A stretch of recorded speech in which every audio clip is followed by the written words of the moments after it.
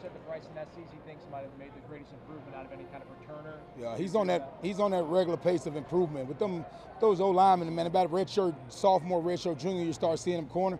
He's at the benefit of consistent coaching, which is starting to show. And now he has a lot of 1-2 and drive, and I'm excited for him. I made fun of him. I said he might have been living the college life for too much. Now it's time to get ready for adult life, and he's working.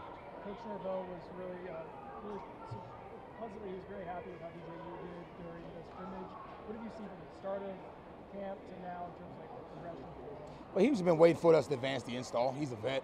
So, we've been keeping it simple just to learn the basics. Now we gave him a little bit of control, make a couple of checks, and so he got to kind of the stuff he likes, so he looked more comfortable. Can you see things kind of slowing down or him kind of grasping the offense? Yeah, just a little bit more ownership, man. Same thing I saw, man, as we install more and give them more control, they usually fit things to go what they do well. So we saw that big step with him because he just got here in January. For any of the younger linemen, did any of them stand out when you watched the film of the scrimmage? Did any of them really kind of step up to the moment? Yeah, we still got some steps to go, but I've been proud. Those guys been getting a lot of reps. Lucas, Otto, Estes, I count him as a young guy just because of the experience. Jalen early went with the ones. Estes went with the ones. So I've been getting a lot of mix and match, the good matchups there, but I've been proud of where they've mentally been at. What stood out about the running back group so far in camp? I guess, what do you like about that group specifically? Just the ownership in the group. What I love about the running backs is that every play they're encouragement. If I go back and watch the scrimmage, Rodell is going to congratulate every LT on every big play. Kazai is going to chase down Rodell. It was just that complimentary of them supporting each other, and that's what that room has been. A lot of karate, if you remember with LT and Trey and Kazai, all those guys are unselfish, man. That continues to be that culture of that room. Overall, have you been encouraged by what you've seen in the running game in particular this spring? It seemed like you busted some big ones even today. Yeah, both sides are installing. It comes down to obvious situations. Everybody's good when you surprise people. So now it's like, all right, it's 3rd and 1. It's first and like now. To me, to be the signature of a good football team is winning obvious situations. Everybody in the stadium knows it's a pass. Everybody in the world knows it's a run. Now what do you do?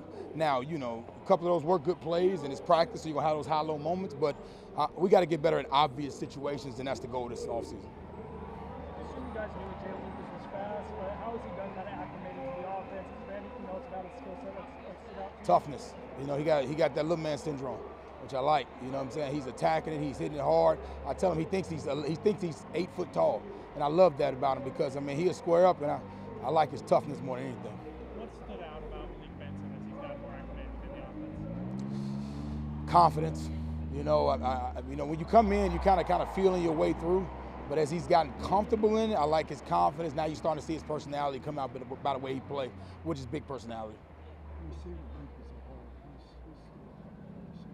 One more time. Who has stood out among the receivers?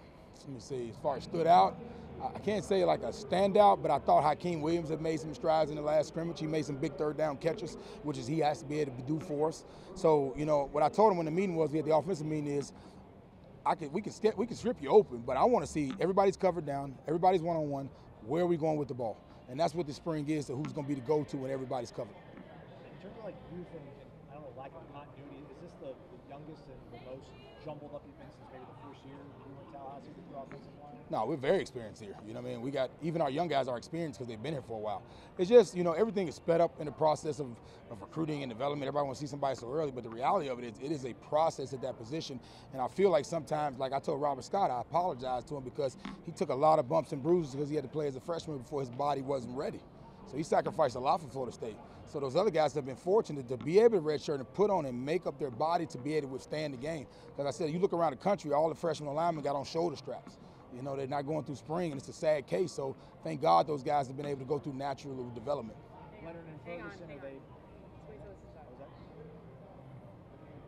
That was good. All right. Thanks, Coach. I appreciate it. No, I asked you to hang on. Oh, we gotta go. We got it good. Yeah, we gotta go. Yeah.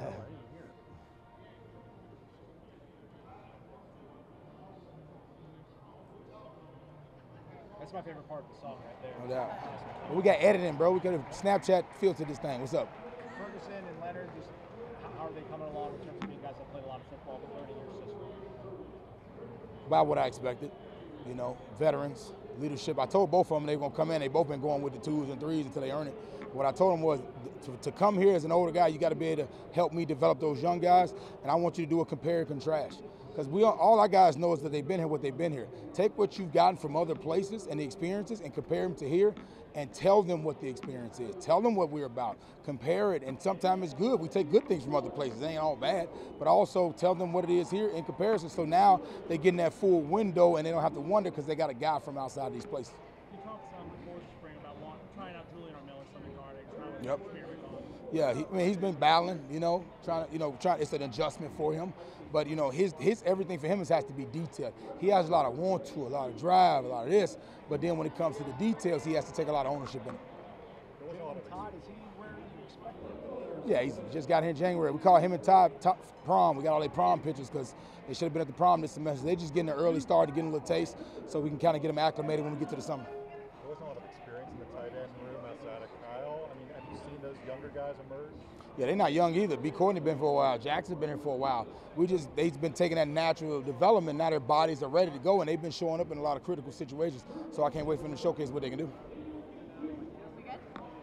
Thanks, Coach. Appreciate it.